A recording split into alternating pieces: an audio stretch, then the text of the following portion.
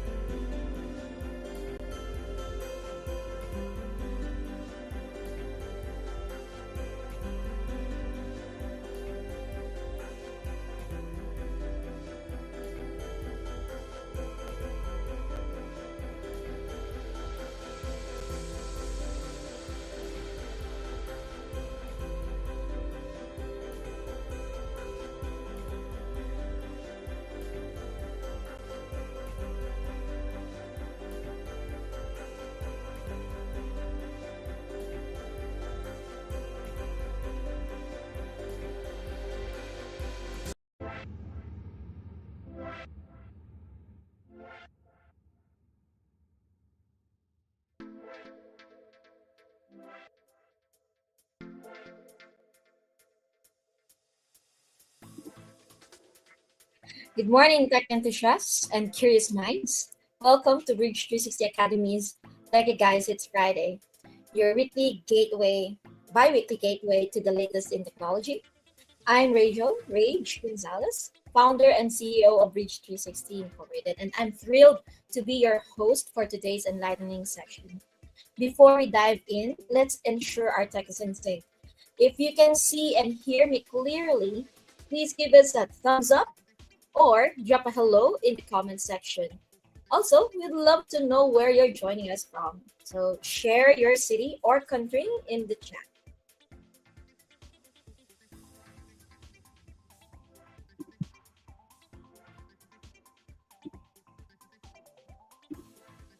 All right. So before we delve into today's topic, allow me to introduce Bridge 360 Incorporated, founded in the Philippines. Bridge 360 is an IT solutions firm dedicated to driving digital transformation across various sectors, including health tech, ed tech, fintech, waste tech, and social tech. By leveraging cloud-based solutions, Bridge 360 aims to tackle complex social and environmental challenges, bridging gaps between industries through innovative technology. So today's session is titled Bridging Logic and Learning, AI's New Frontier in Abstract Thinking. We're set to explore the fascinating evolution of artificial intelligence as it ventures beyond data processing into realms of creativity. in intuition, and complex problem solving. Throughout this session, we'll delve into how AI is transcending traditional boundaries to emulate human like reasoning, the impact of AI on learning methodologies and decision making processes, and real world applications where AI is pushing the envelope in various industries. So, to guide us through this captivating journey, we have the honor of hosting engineer Prince Joseph Javier, co founder and Chief Innovation Officer of Bridge 360 Incorporated. And Engineer Javier is actually an IBM certified data scientist with extensive experience in developing innovative solutions that integrate AI across various sectors. His leadership has been pivotal in advancing digital transformation initiatives. Beyond his technical expertise, Engineer Javier is dedicated to knowledge sharing, conducting lectures and workshops aimed at empowering individuals and organizations to harness the power of technology for transformative change. So please join me in giving a virtual round of applause to welcome Engineer Prince Javier. Thank you, Rage. Hi Prince, how are you? Hi, Rage. I'm good. Thank you. So yeah, I want to talk about the concept of how do you bridge logic and learning in AI, in particular in the context of artificial neural networks. And we probably know AI as these applications. Maybe we've used AI in our everyday lives. So maybe you've used ChatGPT, Perplexity, any of these tools. And a lot of AI tools are getting integrated into many different systems. Like if you're using Microsoft 365, probably you've used some of the AI features there. But really, these tools are just a small subset of artificial intelligence. And these tools are what we call generative AI because they generate texts and images and things like that. And um, diving deeper into that subset called generative AI, they're called large language models because they're, first of all, they're large models. They have a lot of, it's like their brains are large essentially. And they're also trained on a lot of data. But we're moving away from large language models. So now we're in the phase where we're talking about multimodal models. And this means that these models are able to process not just text, but also images, videos, audio. And those are what we call modalities. So image is a modality, text is a modality, and audio is a modality, and so forth. And of, also maybe they can incorporate 3D data, among others. So we're moving to large multimodal model models um, today. Okay, but I want to step back and go back to the basics. Just a brief overview of what AI is, because maybe for a lot of us, AI seems magical and it seems mysterious. Maybe it feels mysterious to a lot of us. Like, how is it able to reason? How is it able to generate text?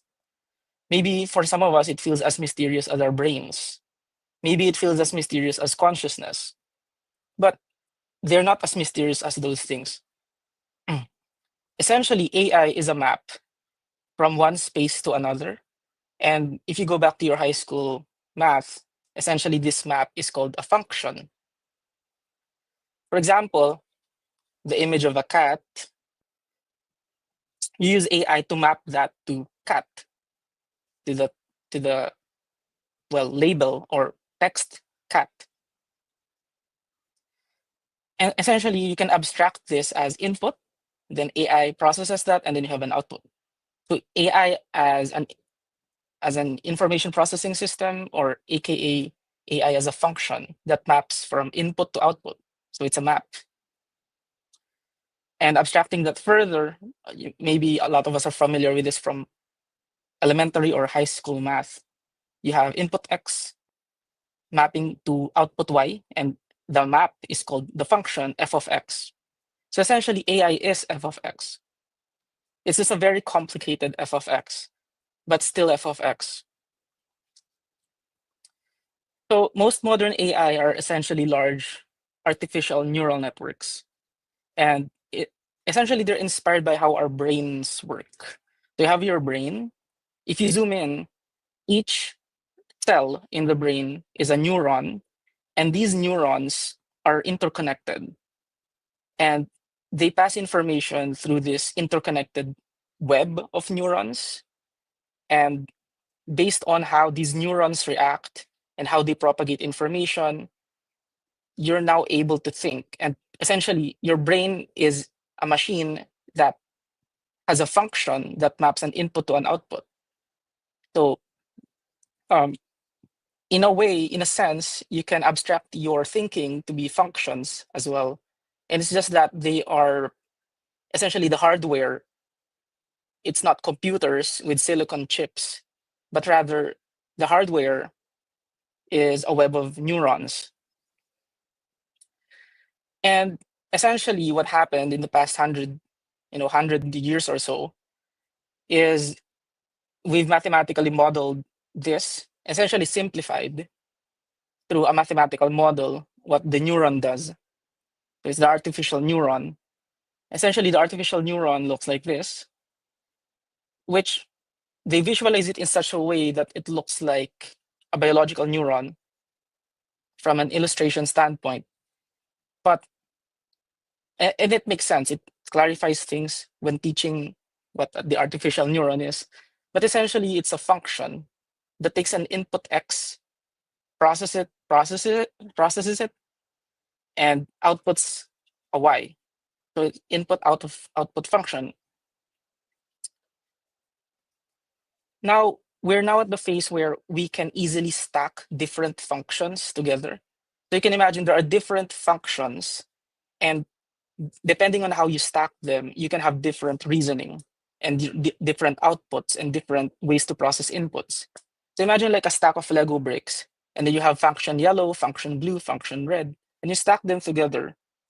And now if you use that, it becomes one big function. So a stack of functions become one big function, and it's now able to do many different things depending on how you build your Lego pieces.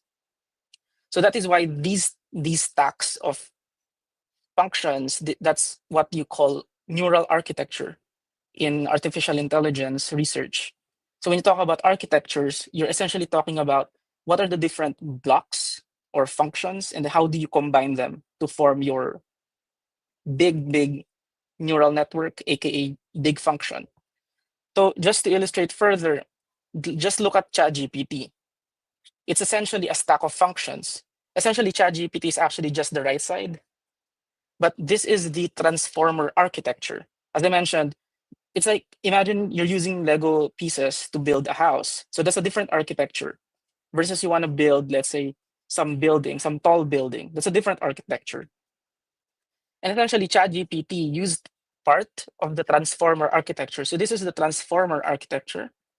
Now, I don't want you to think about all these different blocks, but just imagine that they are functions. You have this red function, orange, and essentially they took the right side and they trained that, right? And that's what ChatGPT is. Now, why are neural networks so powerful? Well, neural networks have at least two important properties. First is the ability to approximate any function. And for example, like this weird function x to y. So I just randomly I just randomly scribbled this. And if I ask you, okay, manually come up with a function for that, and maybe what you're gonna do is add a bunch of sines and cosines and whatever you wanna use, right?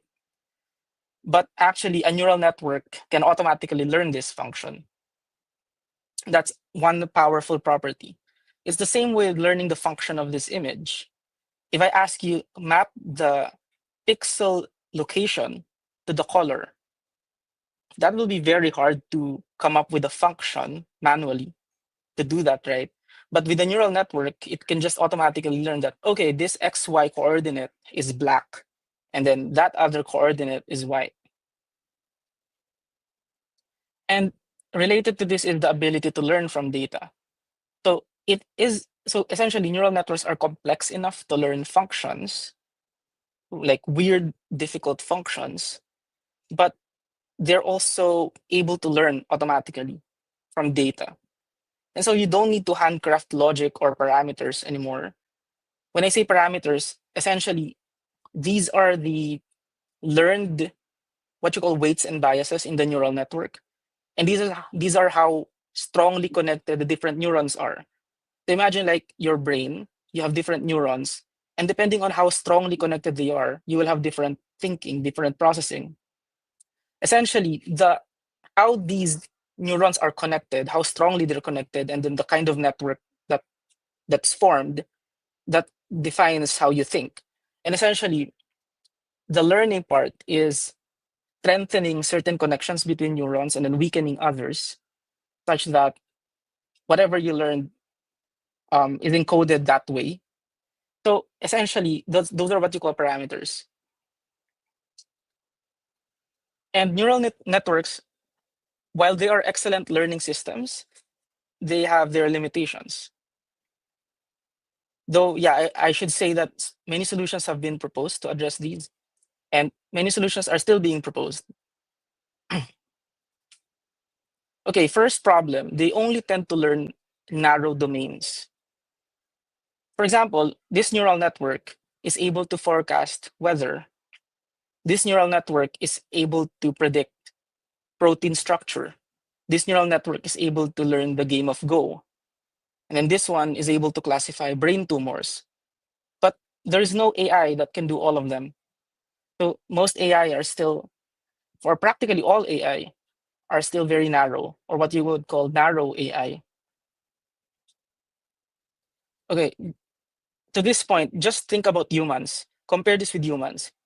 A human can, for example, go to Pag-asa and do their calculations to predict the weather, and then go out of the building, and then ride and then drive their car, go home, and then cook a meal. Right? There are so many things that a human can do. But okay, just to be fair, there are so many things that a human cannot do as well. So maybe that person working in Pag-asa cannot be asked to predict the protein structure, and it cannot be able to, and that human will not be able to beat a Go champion. Okay, just I'm just being fair here, but my point is AI is still far away from what we can do in terms of the level of generalizability or level of generality that we can do in terms of the different tasks. So that's the first one. The second one is these neural networks are prone to learning spurious correlations in the data. What do I mean by that? So for example, look at this first data set. So you have train, and essentially the goal of the neural network here is to identify the digits. And these are handwritten digits. And they need to identify. But the problem is we color code per digit. So 0 is red, 2 is yellow. Now, what we then do is we test with randomized colors. Okay, and this is actually called the colored MNIST data. But the problem is when you just do it naively, the AI will tend to what you call spuriously correlate the color with the shape. In other words, it might mistakenly say that 2 here in the bottom in the test set, the 2 is 0 because it's red. It's mistakenly associated the color with the digit because there's no one to tell it that you're supposed to use the shape. And so this is a problem related to what you call disentangling shapes from colors. Like if you can imagine shapes and colors as concepts, they are entangled from the perspective of the AI, that the red concept is entangled with the 0 concept. So it's not necessarily able to disentangle the two. So that's the second one. The third one, okay, by the way, all of these problems are interrelated, right? Just to be clear. So the third one is nets tend to fail at strong generalization or extrapolation. For example, if you look at the image to the left, it's a house. And if I ask, let's say a child, what is the image to the right? It's also the child is probably gonna say, oh, it's a house. But for AI, if the AI has only seen the image on the left, it's not going to be able to classify the image on the right as a house. It's gonna look at it differently because the pixels are different, the shading they're different. So it's probably not a house. So neural networks are not able to what you call generalize that the drawing to the right also refers to the concept house.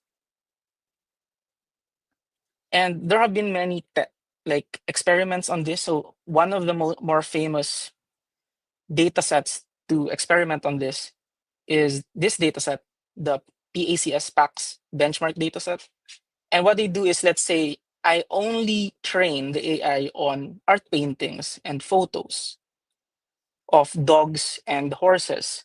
Now, if I ask the AI on sketches, right? Now the AI has for the first time seen a sketch. I'm gonna say, or I'm gonna ask, is it a dog or is it a horse? The AI will fail. And so far, all the models,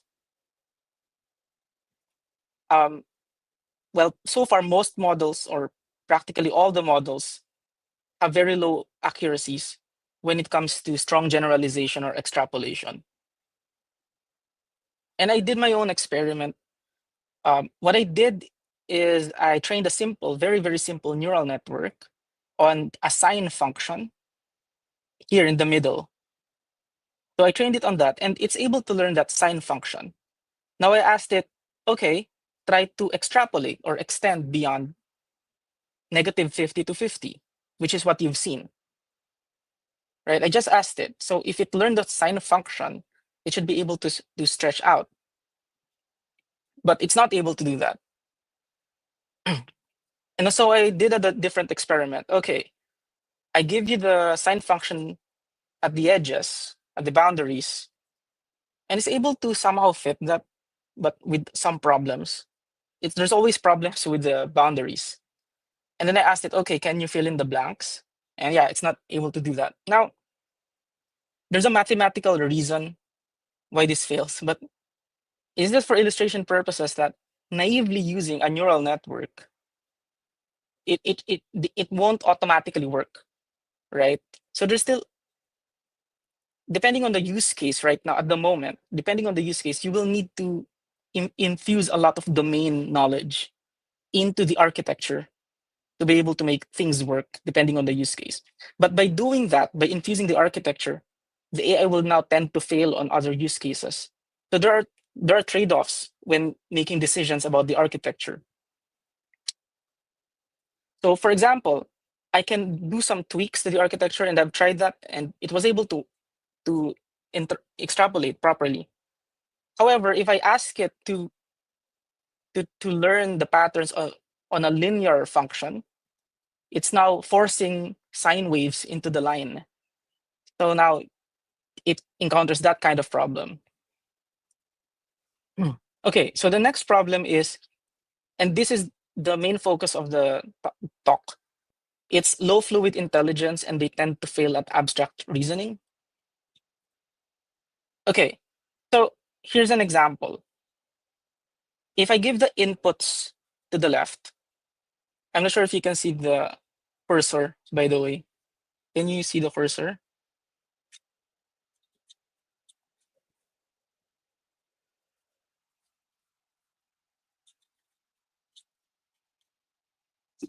Yeah, yeah. Okay, so essentially IQ tests. If I give the input to the left, and then I say, okay, given this input, this is the output. Now you should be able to infer some patterns. Okay, so given that, I give a new test input. What's the output? And then the trick here is, this should be the first time that the AI has seen this kind of logic puzzle. I mean, this particular logic puzzle. And then this is the second one. This is the input, this is the output. Now, if I give you this test input, what's the output? All right. So this is what you call the ARC AGI dataset. And it's meant to test AI for fluid intelligence. Now, the AGI term is a misnomer. It doesn't mean that if you solve this, your AI is AGI. It doesn't mean that. But the goal of ArcAGI is at least, get us closer and closer to AGI. And one of the properties of AGI is fluid intelligence, ability to learn, to infer things beyond what it has experienced. Fluid intelligence is the reason ability to reason and think abstractly in novel situations, so new things, creative solutions. And well, essentially, this is the current score. Well, not current, I should say. This is the score prior to GPT-o3. So this is the best prior to AI, best AI prior to o3. And this is the human capability. And this is time. So prior to o3, there's still a long way to go. And they said that ArcAGI remains impossible for AI. However, I should say this is prior to o3 because you will see later, o3 is able to outperform the average human. So there have been tremendous progress in AI abstract reasoning. And before I go to o3, I want to talk about essentially how I would consider um, what I would consider is the overarching framework that makes o3 work. And the overarching framework of a lot of the state-of-the-art abstract reasoning models. And this is what I would call the neurosymbolic model or the neurosymbolic framework. Essentially, you combine the power of neural networks with explicit programs. So what happens is neural networks are able to do pattern recognition and learning. But as we saw earlier, there are problems like out of like generalization, abstract reasoning. So in order to solve that, researchers have infused some symbolic reasoning or explicit programs into the architecture of the neural network. Essentially, by doing that, they infuse abstract and logical reasoning as well as generalization in the neural network. So this is the general framework that at least how I understood it and how I would generalize the framework. This is and also to give us mental models like what exactly is going on. So for example, I give an input and then there are instructions like how many objects are left of the sphere. Then there's what you would call, say, a semantic parser. And the point of that is to convert the instructions to a program that can be executed. So there are many approaches. One is to use a large language model, or maybe to train a custom sequence to sequence model. For example, LSTM, or recurrent neural networks that you can train to translate from instructions in natural language to explicit programs. So now the explicit programs could be at least two things. It could be chain of thought, which is it's essentially an explicit program that's being generated by the large language model as something like, when you're trying to solve a problem, sometimes you talk to yourself, you have a sounding board, or maybe you write down your thoughts. That's essentially what chain of thought is. And you can actually consider it as a program or a sequence of steps. But it's just that it's written in a language that the large language model can process. It's either that or you create a first order logic program, like something like maybe much closer to programming language. So for example, count, object lambda, x left, something, right? So now you don't need a large, so once you have this explicit program, and it's a first order logic program, you can use other executors or you can use other tools to execute the program. In contrast to a chain of thought program that requires still an LLM to process.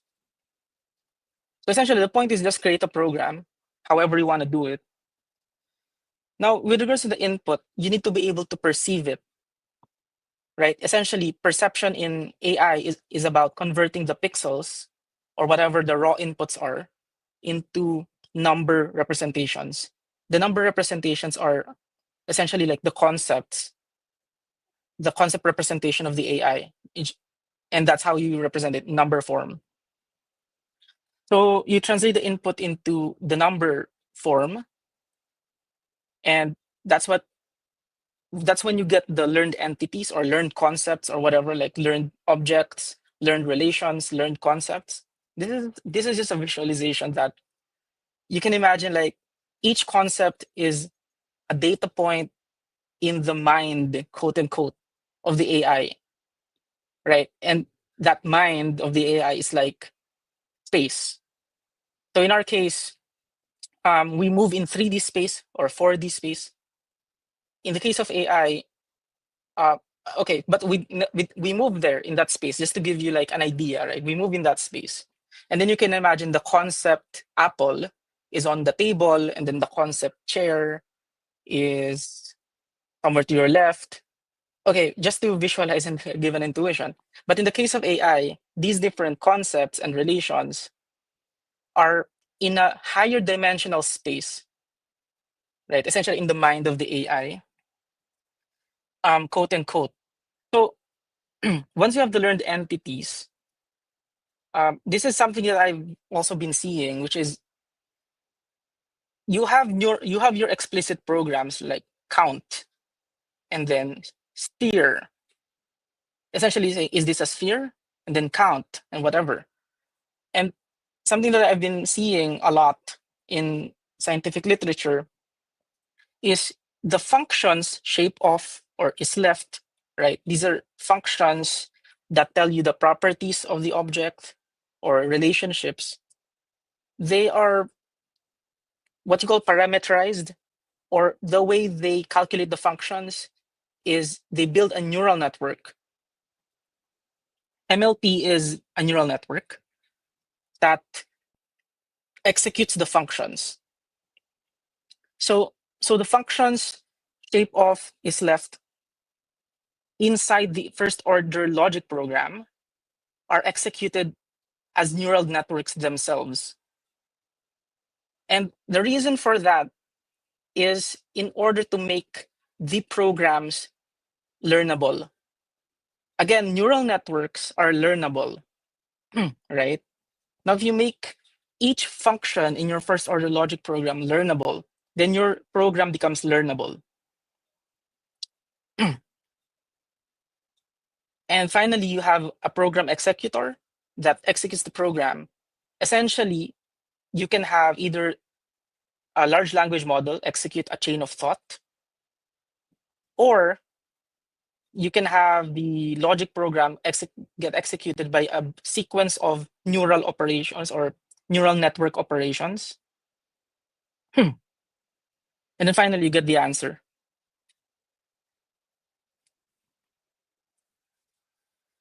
So yeah, just to visualize, this is Neurosymbolic Concept Learner from 2019. And it's essentially that framework. So you have an image, you have the question, there's a representation of the image. So now this is what I'm calling like how the AI represents each object. It's a sequence of numbers. And then you have a representation of the concept. Okay. So essentially, it's the framework that I shared earlier. It's just like a different version of that. Same with this paper from 2023, logic enhanced foundation model left. So you have a semantic parser, which they call LLM interpreter. Essentially, the LLM converts the natural language, how many objects are left of the sphere, to first order logic. And each of these functions, iota, sphere, left, count, it is a function, right? If you're familiar with programming languages, you have functions that calculate how many objects are in an array. But in the case of these models, each function is a neural network as well. So this is the first order logic executor that they're saying. Each function here is a neural network. And then finally, these are what they call grounding modules, which are what we mentioned earlier as the perception modules. So you have like different inputs, and then you perceive them and represent them into the number representation. Okay, but so those are at least two of the latest abstract reasoning models that are neurosymbolic. But maybe we've heard of how O3 from OpenAI has been performing well in the ArcAGI benchmark. Okay, so let's go back to the ArcAGI benchmark, which is the logic puzzles. Okay, so before O3, this is the ArcAGI score. You have O1 models here. Your average human is here. Your STEM grad, right, is here. It's so far away from the humans.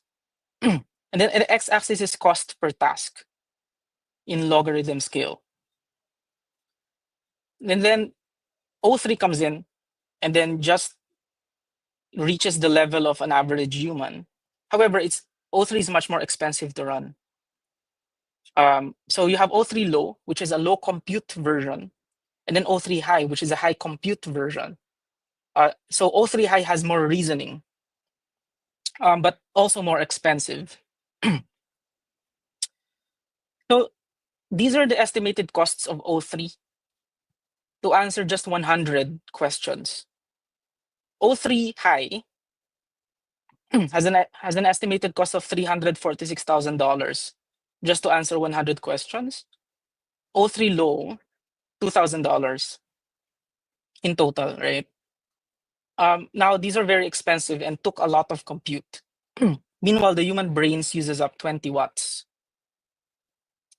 So how did O3 answer the ArcAGI problems? So you have the problem, ArcAGI, convert that to a prompt version. Then you feed it to O3, and this is where O3 generates the programs. So O3 generates a lot of candidate programs or chains of thought. Sorry, it should be chains of thought 1, 2, 3, and so forth. And then you have an evaluator model that tells you, okay, this chain of thought, aka this program, is the best. So you select that chain of thought, you feed it back to O3, right? Because O3 can, again, it can process or ingest natural language. And that selected chain of thought is essentially a program in natural language. Then you get the final answer. So this chain of thought candidates, set of chain of thought candidates, these are essentially inner monologues. So if you've used O3, you would probably encounter the thinking part, like thinking about it, right? Essentially, O3 in the background explicitly generates intermediate outputs in natural language. So that's what you call chain of thought. Now, this is the reason for the expensive reasoning, right? This is why O3 is very expensive or used a lot of compute to solve some of the questions in ArcAGI, because O3 had to generate lots and lots and lots of chain of thought candidates. Now, the evaluator model assesses the quality of each chain of thought, and it's essentially program search. So you can think of it like O3 generates candidate programs, and then you search across that set of programs for the best one. Okay, but I tested some, I tested some abstract reasoning problems. I tested ChatGPT with some abstract reasoning problems.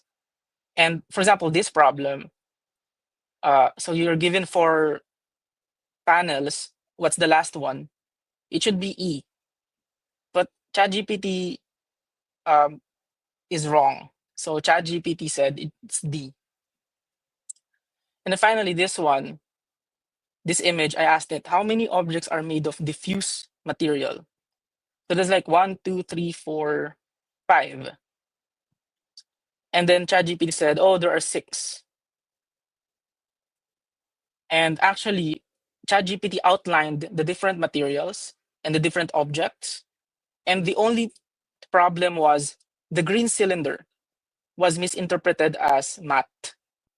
But we can see it's actually reflecting some of the objects around it. So it is not diffuse, it is metallic. But aside from that, it got all the others correct. So yeah, where are we and where are we going? Okay, so all three beat humans in the ARC AGI benchmark, right? However, we've seen that O3 is very inefficient and it's like brute forcey, like brute forcing, hey, all these possible programs and then search among those programs. Meanwhile, you have neural networks and explicit programs as a framework. So neurosymbolic AI as a framework that shows promise in abstract reasoning tasks. And I would consider all three to be under this simply because of the part where it generates lots of programs or chains of thought. But you have other models like neurosymbolic concept learner and left. Now there's still a bunch of open problems. Actually, there are a lot of open problems in AI and abstract reasoning, but these are just some that that we've talked about. Reasoning compute efficiency, as mentioned earlier, $346,000 for 100 questions is like that seems too much, considering that our brains run on 20 watts, much lower than a typical desktop computer. Now, how about the reliance on a pre-trained LLM? So this is something that I did not mention earlier. O3 and left, right? O3 and then the model left. They heavily rely on the existence of a pre-trained large language model that's been pre-trained on a lot of data beforehand. And so it has a lot of knowledge to begin with. But we know, like for us humans, right, we start more or less from scratch, right? And we learn things along the way in a streaming way. It's not like we're pre-trained from the very beginning. So this is another problem where you rely a lot on pre-training your large language model. So that's related to learning from few examples. So pre-training a large language model means that you've seen a lot of data and you can interpolate in that space much more easily. But what if you've seen a very, very few data? How can you learn effectively? And finally, well, this is probably one of the biggest problems of AI. The theory of AI and essentially intelligence in general, it's still at its infancy. Um, it's like we don't have the same level of, you know, the same depth of understanding compared to, let's say, Einstein's theories of gravity. So there are a lot of proposed theories on intelligence and so forth, but it's just that they're all over the place at the moment. Okay. So that ends my talk. Thank you for listening. Thank you, Prince. So that is a really insightful exploration into AI's role in abstract thinking and the problems that it has, and your perspectives have certainly sparked a lot of thoughts, hopefully among our viewers. So now we're excited to transition into a live discussion, featuring, of course, the key members of the Bridge 360 team. So we will be joined today by Professor Jericho, as we call him, Pop Jerry De Villa, co-founder and chief academic officer and chairman of the board of Bridge 360 Incorporated. So Prof. Jerry is a distinguished educator and philosopher, Filipino philosopher, serving as an associate professor at the University of the Philippines. He was also a former president of Batangas Eastern Colleges here in San Juan, Batangas. And his expertise in the philosophy of science has been instrumental in shaping the academic direction of Bridge 360. So beyond academia, uh, Prof. Jerry is an environmental advocate and an adventurer, embodying the spirit of lifelong learning and exploration. So yeah, welcome, Prof. And Prince. Of course, it's a pleasure to have you both in this discussion. Can you hear me Yes, clearly? Yes, Prof. clear. Okay. Yes. My first reaction is to get back to my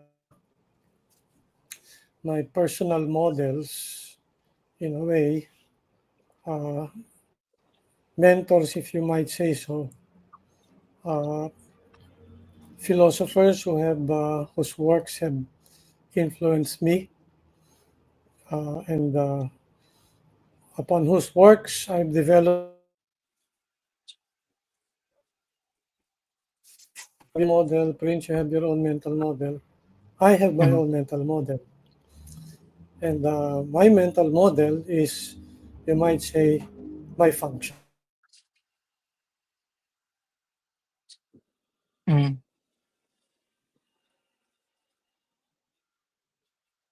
Coming from my senses, input. So I have inputs from memory, I have inputs from my senses, and then I process these inputs using my mental model. That's how philosophers Mhm. think. Now, one of my bases for my mental model altogether are the works of Willard van Orman.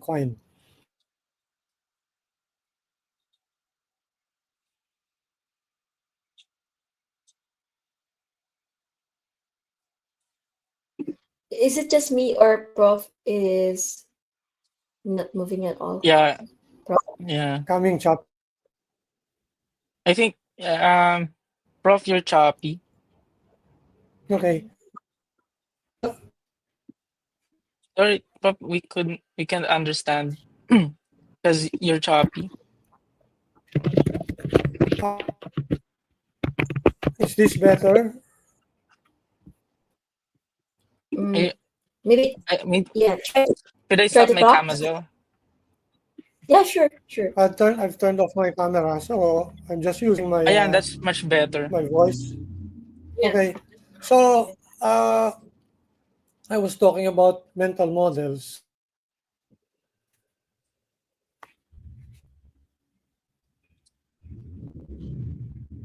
In the Prof, 20th you're century, Willard van oh, Orman this is better. pointed out.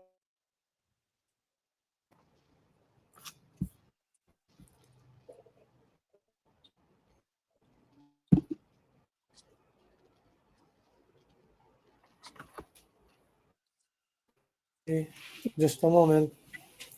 Okay. Okay. So while Prof is looking for a better um signal, perhaps. I'm actually interested, Prince, with uh well, what are the applications or Okay. so basically like what would be the application for this um AI within abstract reasoning? Right. Uh, Okay, so there are Rage, a can you lot hear of me? yes, we can hear you, Prof. But Rage has a question. I'll answer first. So your question is, what are the applications of abstract reasoning in AI?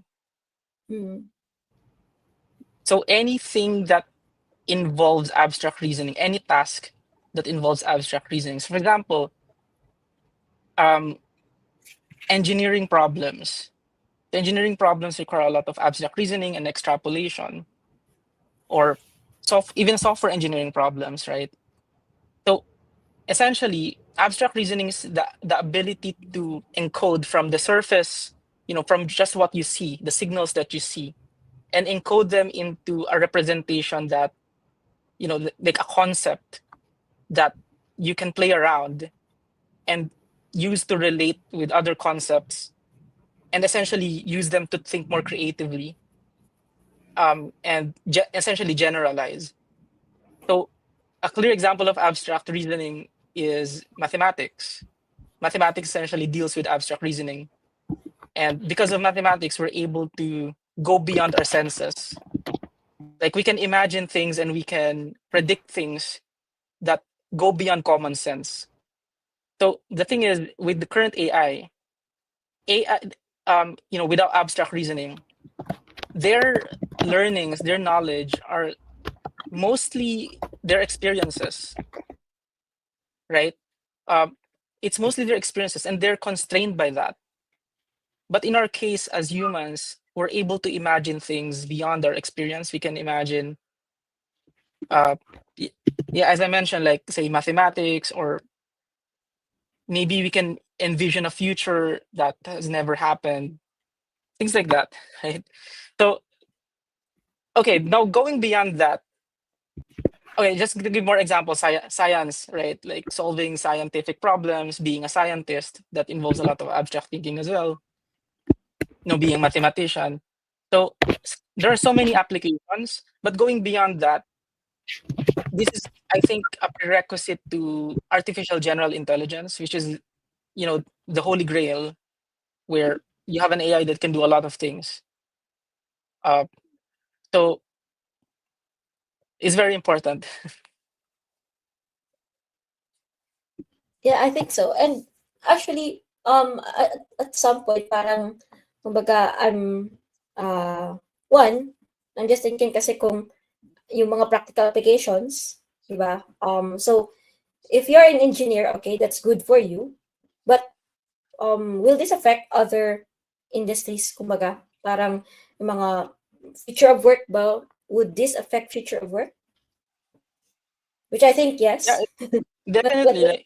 Like, you mean impact on humans, yeah, or basically impact on yun. Kasi kumbaga yung AI ngayon, with the current AI, ang dami ng impact sa work and future of work, yung trends doon. And now you're saying that we are in the midst of AI gaining now abstract reasoning na dati ano lang siya more on language and whatnot. But now right? abstract reasoning pa.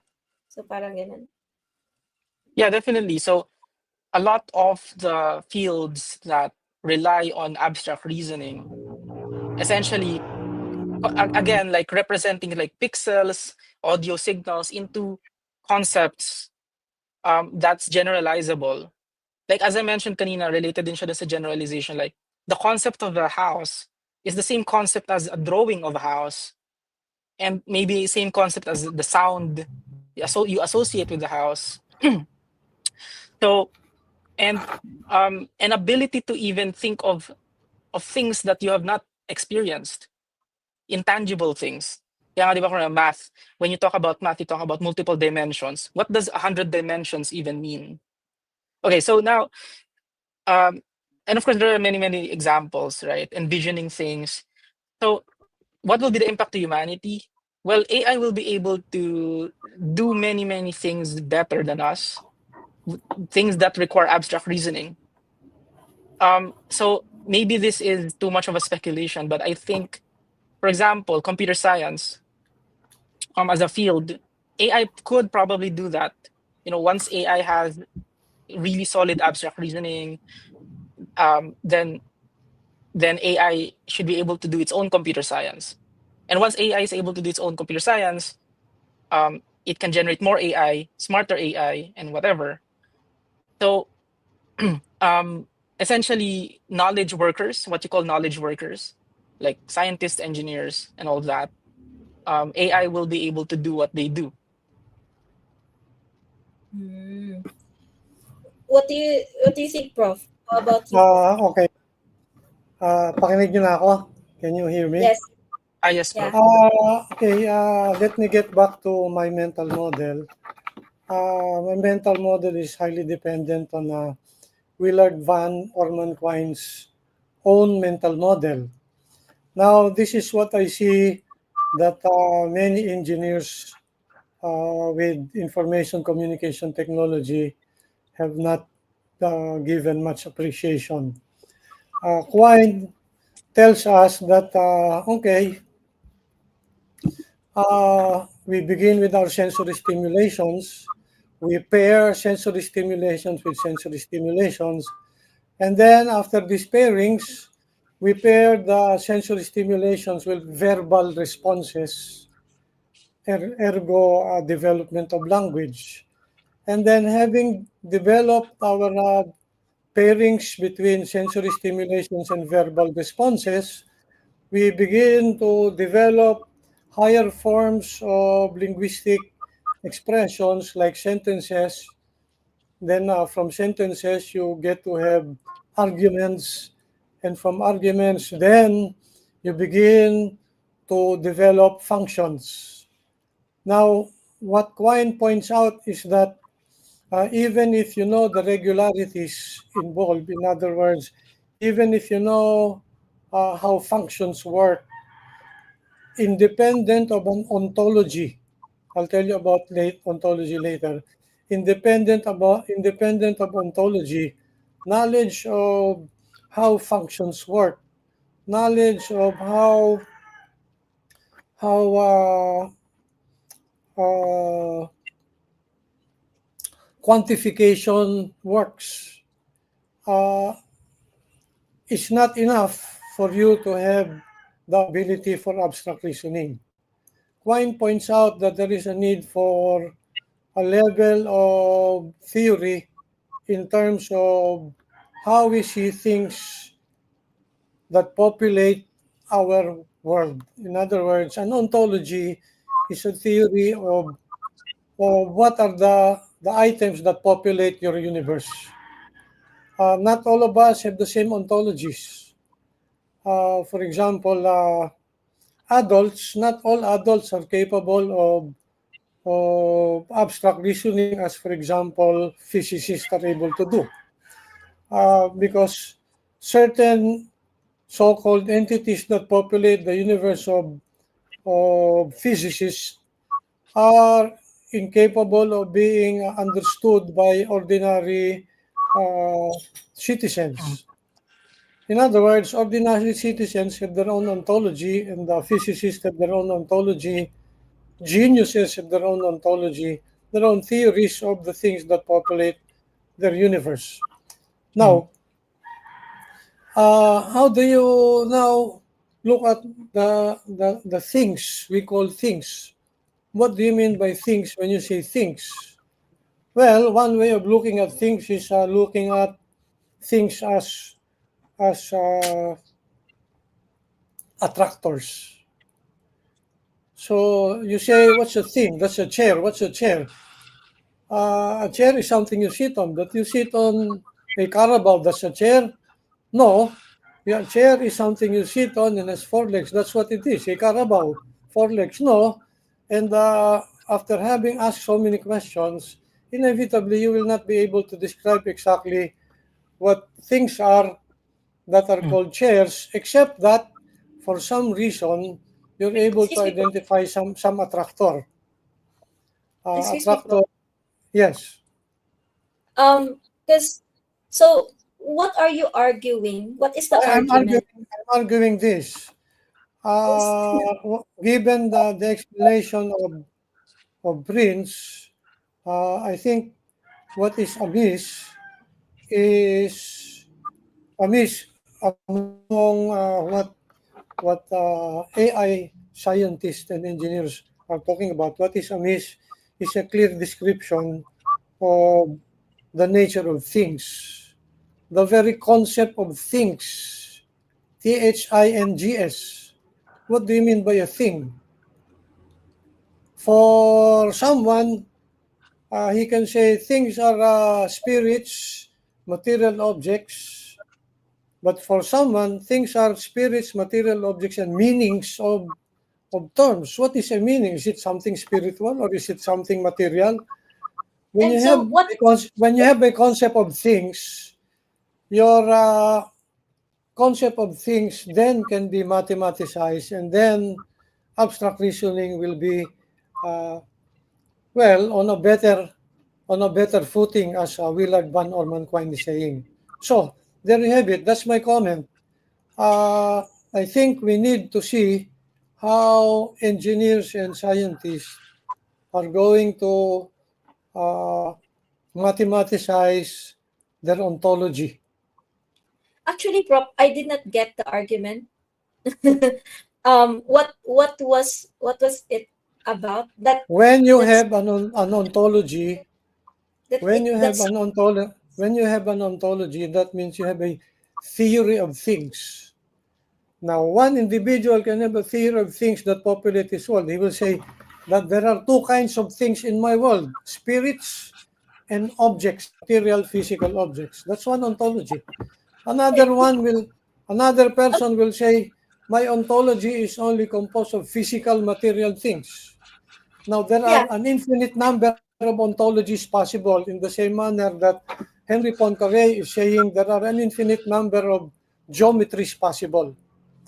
Now, I get that. unless OpenAI is able to theorize what what are things and what's the kind of Yeah. ontology OpenAI is presuming, then Yeah. OpenAI will not be able to develop abstract reasoning the way it wants. Or That's what I'm saying. maybe the way I see it is, I think parang you're thinking of it from, I mean, I understand that na what is a chair. Okay.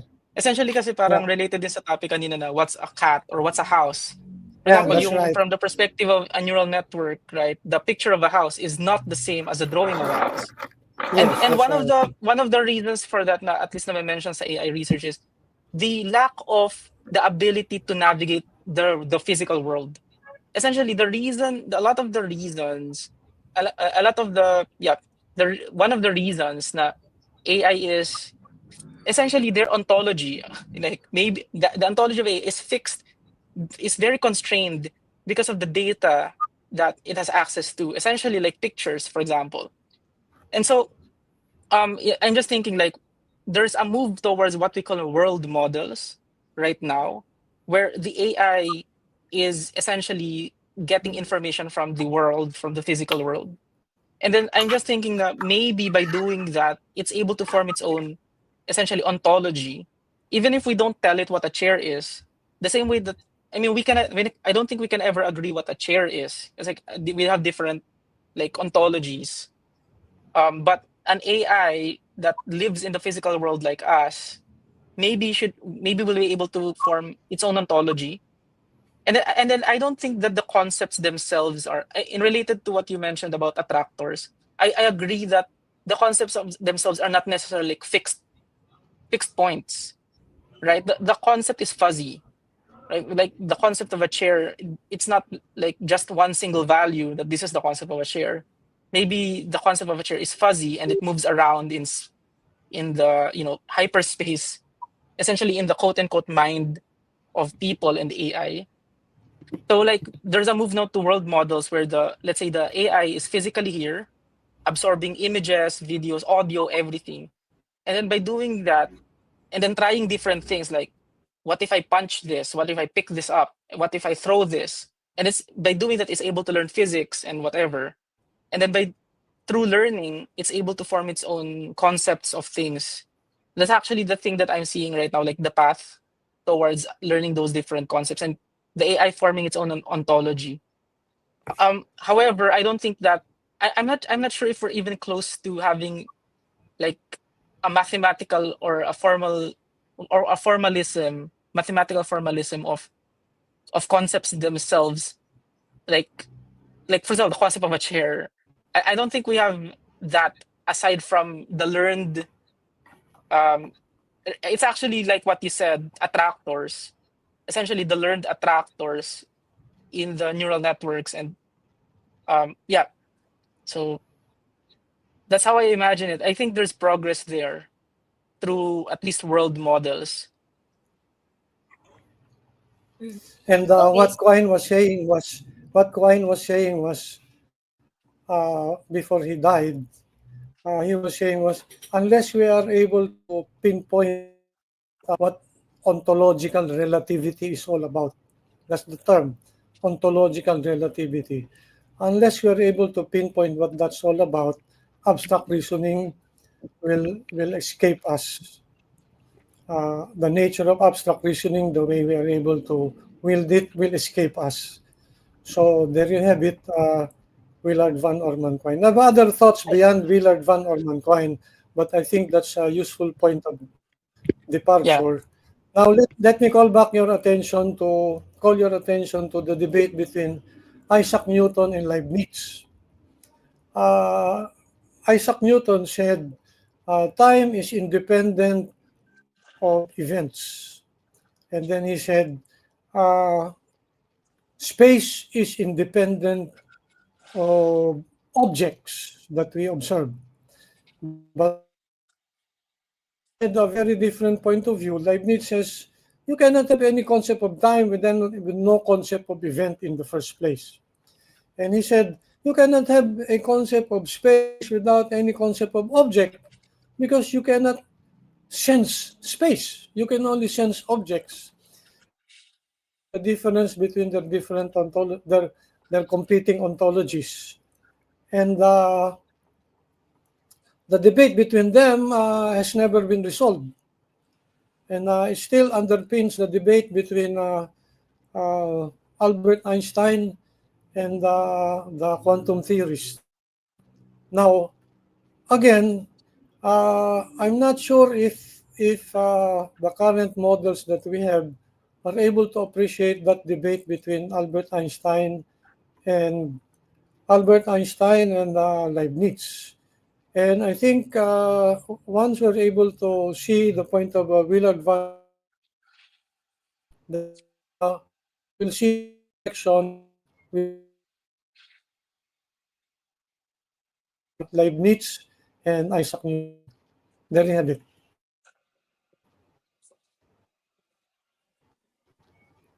Thanks, Rob. So what What do you think? actually I do see where you're coming from, and I do see the point. Um I think it's related to the theory of intelligence in general. Uh that's still we don't have that. Um there's a lot of questions, there are a lot of unknowns, and I think the theory of artificial intelligence and the theory of intelligence are essentially interrelated at the very least, or maybe even the same And thing. Like once you have a theory and of it's intelligence, re- and Prince, it's related to what ontology is about. Philosophers call ontology the theory of things. You have your own yeah, theory of things. You have your theory, but this is the strange question. What are things? yeah, The very I'm term not sure. things is space a thing? Is time a thing? Yeah, Those are I philosophical don't know. questions. Yeah, those are deep questions, and for like the current state of AI research, I don't think it's that close to philosophically defining those things. Like what are things, right? I think the best we have is trying to approximate how we learn and how we navigate the world. So that's why there's a move towards world models, where the idea is okay, we have now an information processing system that learns and does tasks. The idea is put it into the world, let it navigate, let it learn things, and then learn the concepts or whatever their ontology is by themselves. But it doesn't mean that we have a theory of things. It doesn't mean we have a theory of things. It's just that we have something like an AI that comes up with its own concepts of things based on its own experience. However, the good thing with AI is we'll be able to unpack it because it's all mathematical. So put an AI into the world, let it learn many, many things, let it let it observe, let it experience, ride a bike, whatever. Put it back into the laboratory, open its brain, and maybe that can inform us about, what intelligence is. Yeah, tama. I agree with that. That's exactly where we should go. Yeah. Yung philosophical questions, very, very hard. But now, the way I see AI, it's something like a tool or a way forward to have evidence, to have empirical, whatever, like analyses nung brains, essentially, pero machines, that could potentially inform us, like possible answers dun sa philosophical questions. That's how I'm seeing it. So it's a virtuous cycle. So the virtuous cycle between philosophy and artificial intelligence. That's how I see it. But those are very difficult questions, and personally, I don't. I'm not familiar with the latest and greatest ideas. Let's say sa ontology. Yeah. Yun na yung huli. Yun na yung huli kasi napako tayo dun sa kay Willard Van Orman-Quine when he discusses the concept of proxy functions. After that, nobody came close to what he was talking about. Mm, But there's a convergence between his studies of web of belief and neural networking. While people were mm, still dreaming about neural networking, Quine was already dreaming about what he called web of beliefs, which was a required reading for all Harvard. mm. Yeah. And said he was working on his books on logic, and he was saying, well, abstract reasoning requires some ontology. But then when you look into ontologies, they are relative, they are relativistic. Mm, And so there you have the problem of underdeterminism and ontological relativity. And then mm, things become, and then, well, almost giving up na si Quine kasi chaotic na eh. Dahil yeah. relativity na yung pinag-uusapan, ontological relativity eh. But after Mm, him, wala nang sumunod. I'm hoping that in the world of engineers and artificial intelligence, mas malilinawan natin because you've already pointed out when large language models are able to model, we can take them apart and then we can understand how they mm, work, and then we our own thing. Okay. yeah. Yes. I think yung AI with abstract reasoning, um, hindi lang engineering yung tatamaan niya. I think now we can have our personal strategizer or something like that, or your consultant for strategy and stuff. I'm Mm, just thinking na if I'm yeah. a company, I won't need somebody else. Parang, I'm just gonna have an AI strategy doing this strategy for me. Kasi right Mm, now, ang nakikita ko, without the abstract reasoning, of course, the major thinking will be on the human side, and then language na lang yung pag-uusapan whether, mm, for example, a business owner is not good in English kasi that's not their primary language, but it has meron siyang magandang strategy in mind. So mm, hindi making it very good in grammar na lang siguro, how to make it more palatable for an audience, yung concept mo or something like that. Yun yung right. ginagawa, yun yung pwedeng gawin ng current AI. But later on, if this abstract reasoning level, nagkaroon ng ganun yung I think even consultants, baka mawala na rin ng trabaho. You have your AI as your consultant. Yeah. Yep. Hindi I yung do agree. trabaho ang problema. Rich, hindi yung trabaho ang problema eh. Ang problema, habang pinapasa natin sa large language models and some other models yung trabaho natin ng pag-iisip, kumukonti ang pilosopo eh. From my point of view, yung pamimilosopo is a necessary feature of the further development of our civilization together with the possibility of super intelligence. Paano pagka naubos na yung mga pilosopo? Kasi Yes. pamimilosopo, kagaya ng mathematics, kailangan ng trabaho eh. Pagka nasanay sa madaling Mm, pagsagot sa tanong ang tao, mababawasan ng mga pilosopo. Well, yeah. actually, even now, personally, ramdam ko yung transition ng sa halip na nag-iisip na, kunwari, a simple creation of letter, right? A letter or an email. Since pinapasok ko rin siya sa AI, kasi personally, syempre, wala pa akong executive assistant right now. So, yung ibang bagay na sa tingin ko ay trivial, but in the long run nga, mawawala yung ganoong way of doing tasks, yung pag-iisip. So, kumbaga sa other things, sa other tasks, if lahat nun ay ipapasa na rin natin sa AI, wala nang mag-iisip. Kakaunti na lang yung doing the hard thinking, really. Kasi Yeah. kung ipapasa natin, that's actually, And, yeah.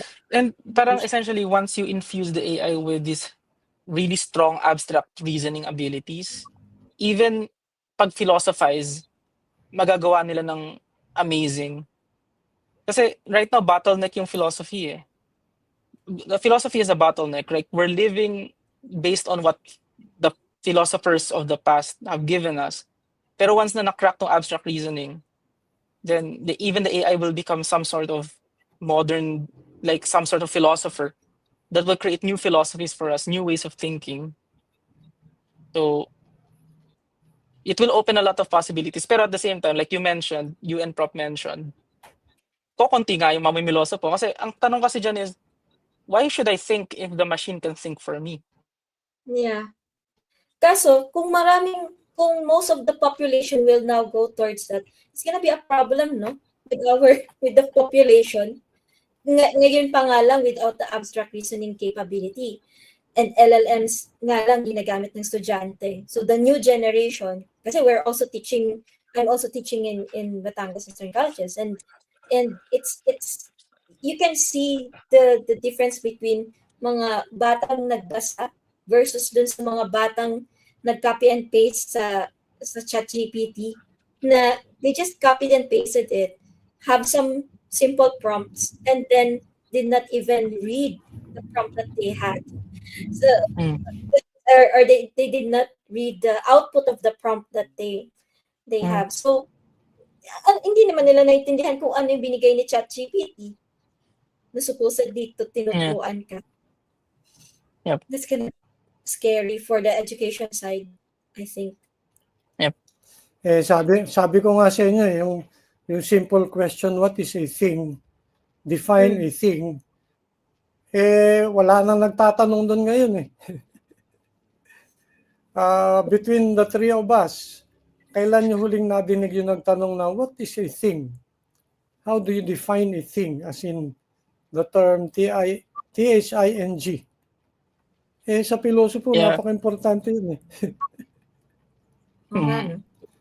Sipin Willard Van Orman Quine, ang tagal-tagal na chairman ng Department of Philosophy ng Harvard University. All his life, yun ang pinag-iisipan niya eh. Yun ang pinag-awayan ni Leibniz tsaka ni Newton, hindi na natapos eh. Pero Interesting. ngayon, walang nagtatanong. As in, wala. We take it What for is a granted. thing? Yeah. Parang, Oo. kung for example, what is matter? Water is anything that occupies space and has mass. Pero ano yung thing? Oo nga, no? Anything. Actually, interesting kasi parang may napanood ako na science video. Tapos para sabi ng scientist, if you're gonna ask me what an electron is, ask a philosopher. Science cannot tell you what an electron is. It's so sobrang different niya from typically what's taught sa school. Na it's as if science can tell you what things are. 'Di ba parang an atom is this, matter is that.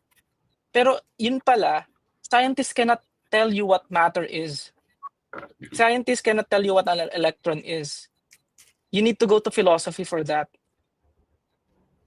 Pero we take it for granted na atom is what the book says. Pero like if you dive deeper into it, atom is a mathematical construct. Like there are scientific theories that make predictions. Pero what exactly is it, right? Like if you go deep into it, what exactly is it? So I guess wala pa rin sagot sa mga ganun. Kaso, tanong eh. nasasagot. But Ano yun, Prof? wala na. And I think, Mm, as you have pointed out, magkakaya mo ngayon yung abstract reasoning, mathematization of abstract reasoning. That will be your new impetus. Let me repeat. That will be your new impetus for asking the question, what is a thing? Presuming na tama yung direction na sinasabi ni Quine.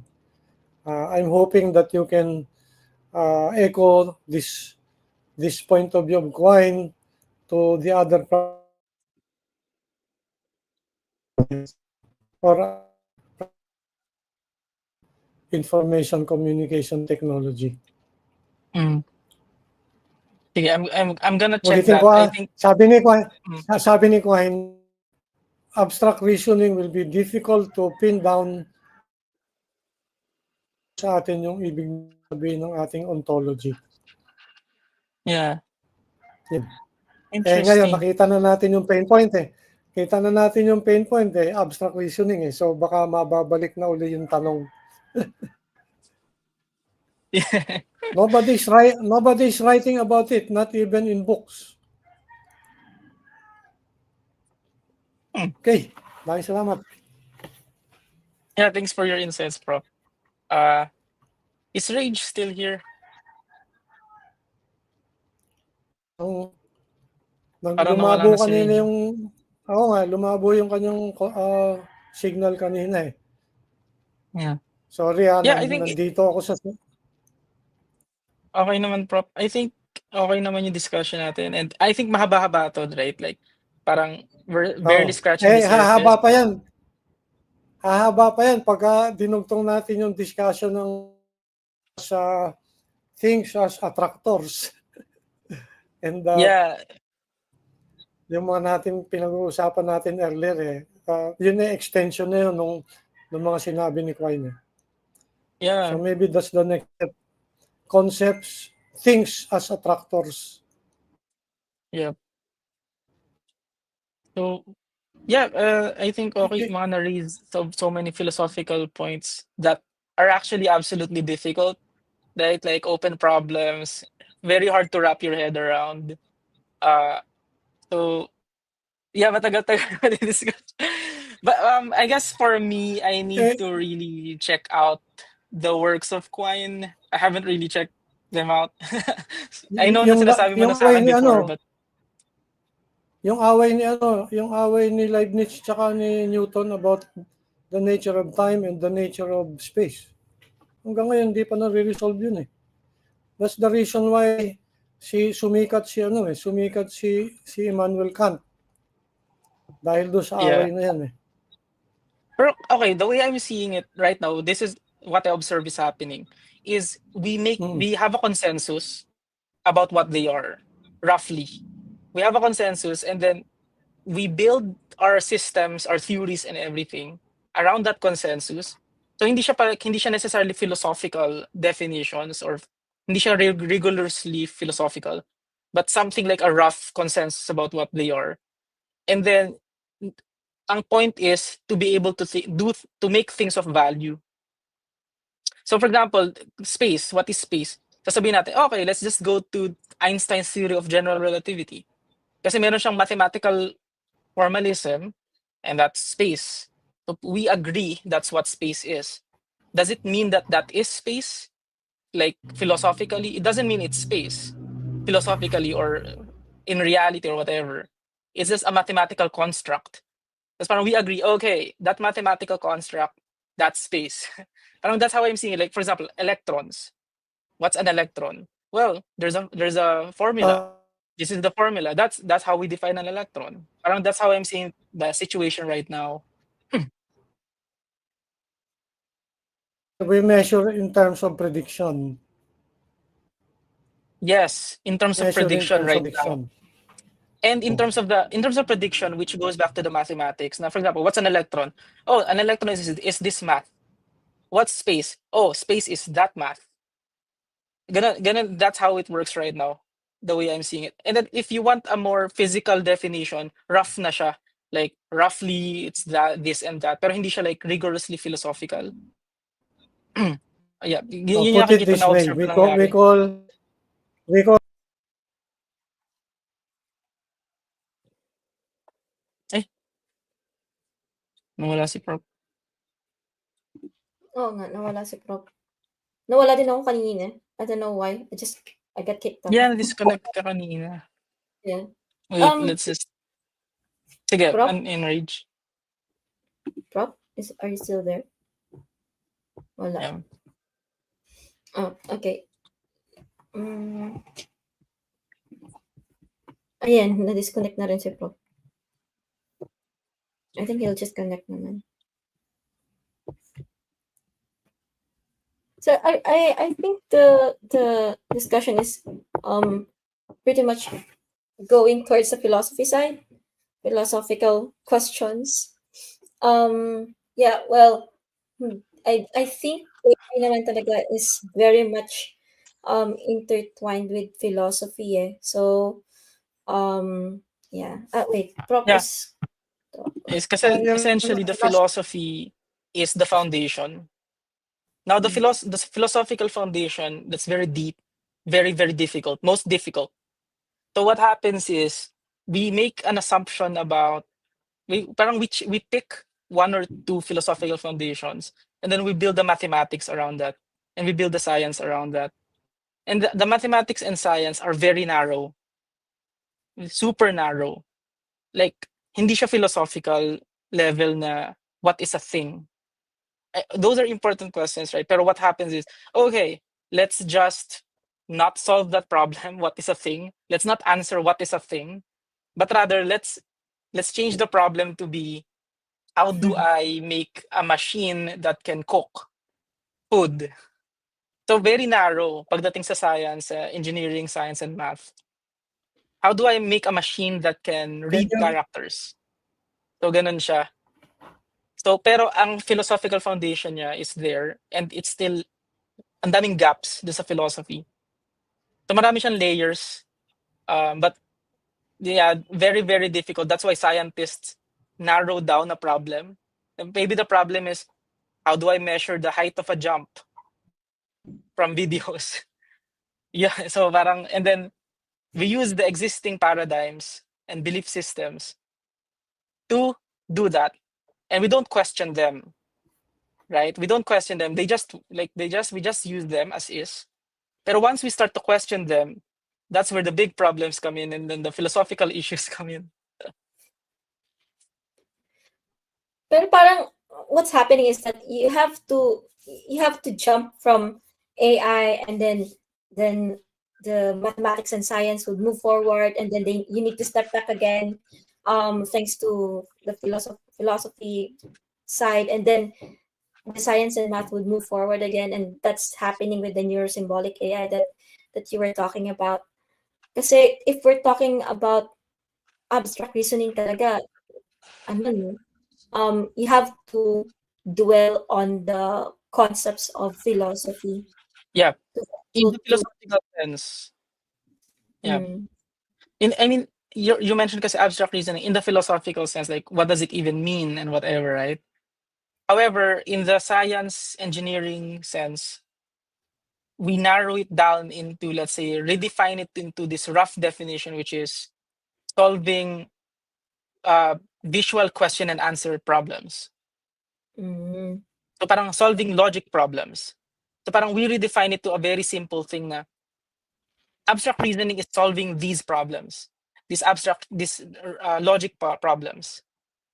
It's not philosophically rigorous and all that, diba? Pero it's in order to make it more manageable from a scientific point of view, like simplify the problem. Or from a lagi naman ganun ng scientists or mathematicians eh. This is a huge philosophical problem. Redefine things, simplify, simplify, simplify. Until maging na lang siyang, how do you, the ARC-AGI benchmark. A lot of the research that's going on is literally, how do we solve the ARC-AGI benchmark? So a lot of reasoning, a lot of AI na abstract reasoning yung field nila is, how do we solve the ARC-AGI benchmark? And then there are other benchmarks, like how do we solve the Raven progressive matrices benchmark? So meron ganun may Ah, Raven's progressive matrices. So ganun yung very narrow yung definition lang ng abstract reasoning in order to make it manageable. But if you step Prince, back to the philosophical, yeah, it becomes difficult. Ah, yes, bro. Yes. Go ahead po. sabi rin niya, can you hear me? Yeah. Sabi Yes. ni Quine, sabi rin ni Montessori, sabi rin nung maraming nagsasabi na yung bata habang tumatanda, siyempre may iba-ibang levels ng intelligence. Hindi ka pareho ng ontology ng adult. And then yung adult, hindi ka pareho ng ontology yung ordinary adult, hindi ka pareho ng ontology ng intelligent and highly intelligent. Ang ngayon, how do you measure ontologies? Paano mo susukatin yung ontology? May nagsasabi na iba-ibang ontology ng mga bata. From an educator like Montessori to a philosopher like Quine, an engineer physicist. They describe the different levels of ontology, kagaya ng isa pang physicist na Nobel Prize winner. Pero none of them are actually giving us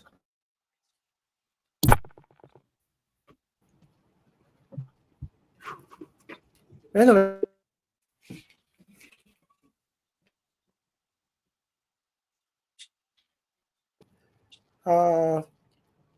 Can you live in a world without ontology? Can you live in a world without a concept of things?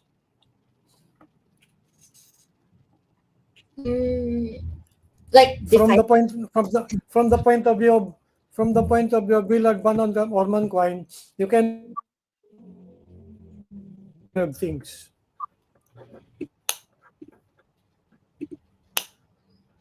I think we can live Yung without defining it. Parang, I mean, maybe defining it to the level that we can.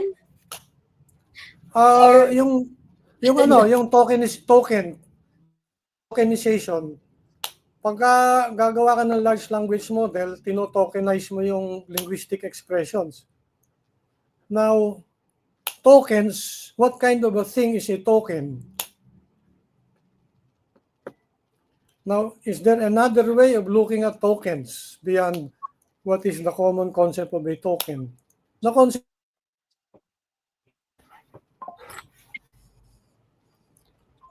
So kung hindi nauso yung concept ng token as a thing, hindi nauso yung transformer. Tama ba, Prince? Yeah, concept of tokens is a thing. Yeah. Kung wala They yung token, required walang yung tokens. transformer. Pag walang token, walang transformer. Walang transformer, walang large language model.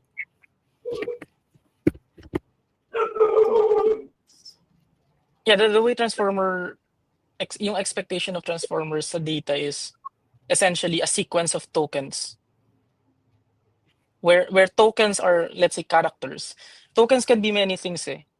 Kaya Tokens things. can be, yeah, it could be many things. For example, it could be sa sentences, di ba? It could be subsets of sentences. It Or doesn't have to be words. it could be the sentence itself. It could be It even could be an the sentence argument. itself. Could Yeah, be but even an the way argument. it could be that, but the way they formulated it sa ChatGPT, for example, tokens are subsets of sentences. They don't have to be words. They could be Yes. like, for example, subsets of words. They could be subsets of words, or they could So be characters. parang ganito, sabi ni Quine, you can have a one-word sentence. In fact, all kids learn with one-word sentences. When kids Yeah. say white, it's just like an adult saying this is white. For Yep. a kid, given a kid's ontology, to say white is actually to say a sentence. But anyway, Yes. so that's an example of how that's an example of how ontologies affect how we think and how we reason. Yeah. I mean, I'm not sure if we have time pa to Mm. continue the conversation, but something Ay, related to that is yung isang na-imagine ko based on your conversation so far is the ontologies depend on the inputs learned. So no, the inputs that you learn, you break apart into your ontologies. yes. So depending on your experience, you will have a different ontology. So in the And then case, for example, of your yeah, ontology will determine how you classify the input. exactly. Mm. So if you just give it images, highly limited yung ontology of the neural network. Pero like that's why we're moving into the world models framework, which is my images, my audio, my text, may kung ano-ano, all signals, my sensory signals, whatever. In order to form a richer representation of things, right? Of things like the thing, like a coffee cup. The thing coffee cup, kapag puro images lang, well, may mga problems nga dyan, like the concept ng cup. Pag images lang, hindi siya ganong ka-rich. Hindi niya gets yung 3D perspectives and hindi niya gets yung physics. I mean, wala siyang makukuhang concept ng physics. Pero if nandun sa real world yung robot, it can throw the cup and then makukuha niya yung reaction na may parabolic curve then babagsak sa floor. Magkaka-concept siya na, okay. So that's what happens. Tas- So by having these world models, yung hope ng mga researchers ay mas ma-form well yung understanding nung what do you call this, understanding of things and the relationships between things. So and then richer yung ontology. Magiging richer yung ontology. So Tama. I think yeah, that's and then yun nga, pwede mo na siyang i-unpack in relation to the problem of ontology. Right? Pwede mo na siyang i-unpack because you literally have this brain that has learned from experience and so many sensors. Has And then developed its own ontology, and then we will see how it developed the ontology. ontology. Yeah, tama. Exactly. Exactly. Yeah. All right. So yeah, I think we can wrap it up. Grabe, nakailang Yeah. tagal na lang. So, parang ang napuso ko sa conversation natin, like, ontology is like the tokens.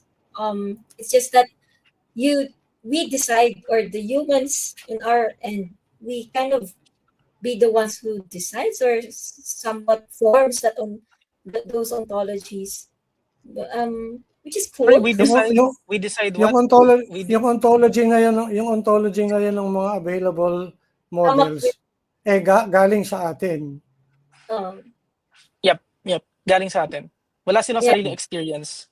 We yeah. actually, so the way we encode like the tokenization itself, it's designed by humans.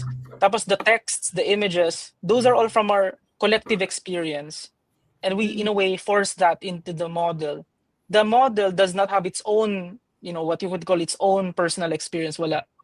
So that's why we're moving into things like world models.